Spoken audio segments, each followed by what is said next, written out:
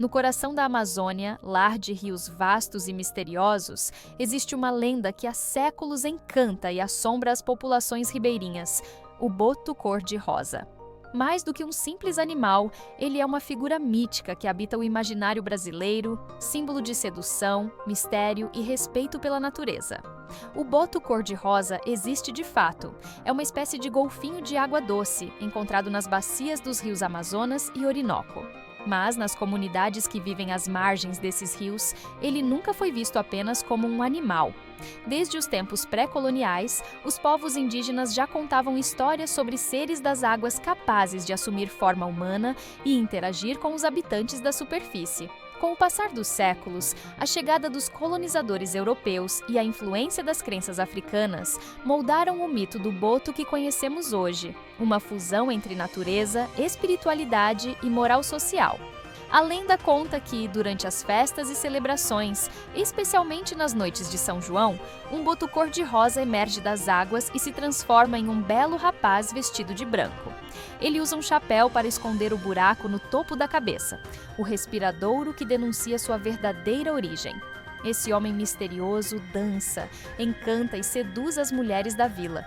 Quando o sol começa a nascer, ele retorna silenciosamente ao rio, retomando sua forma de boto. No dia seguinte, só restam lembranças e, às vezes, histórias de amores impossíveis. O mito do boto tem um papel social importante. Em comunidades isoladas, onde o contato com forasteiros era raro e as regras de comportamento eram rígidas, ele servia para explicar o inexplicável, principalmente gestações fora do casamento. Dizia-se que o pai da criança era o boto encantado.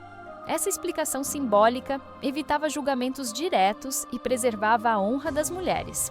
Ao mesmo tempo, funcionava como um aviso: cuidado com estranhos que aparecem de repente nas festas. Como toda lenda popular, a história do boto muda conforme a região.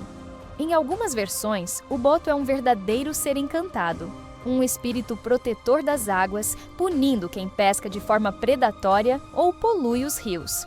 Em outras, ele é mais sombrio, rapta mulheres e as leva para o fundo das águas, onde viveriam em um reino subaquático sem nunca mais voltar. Há ainda quem diga que os filhos de boto têm dons especiais, nascem com olhos mais claros e possuem habilidades de comunicação com os peixes e os rios. O boto cor-de-rosa é um dos personagens mais marcantes do folclore amazônico. Na região norte do país, diversas esculturas e apresentações folclóricas mantêm viva a lenda. Na biologia, o boto cor-de-rosa é uma das espécies mais inteligentes e sociais da Amazônia. Ele vive em grupos, se comunica por sons complexos e costuma interagir com humanos, o que pode ter inspirado muitas das histórias de sedução. Mas fora do mundo das lendas, o boto enfrenta um destino preocupante. Hoje, ele está ameaçado de extinção, principalmente devido à poluição dos rios, à pesca acidental e à destruição de seu habitat pelas atividades humanas. Durante anos, também foi caçado ilegalmente para servir de isca na pesca de peixes carnívoros, o que reduziu drasticamente suas populações. Assim, o boto encantado das histórias se torna também um símbolo de alerta, lembrando que proteger a natureza é preservar parte da nossa cultura. O boto cor-de-rosa continua vivo nas águas e nas histórias contadas à beira do rio.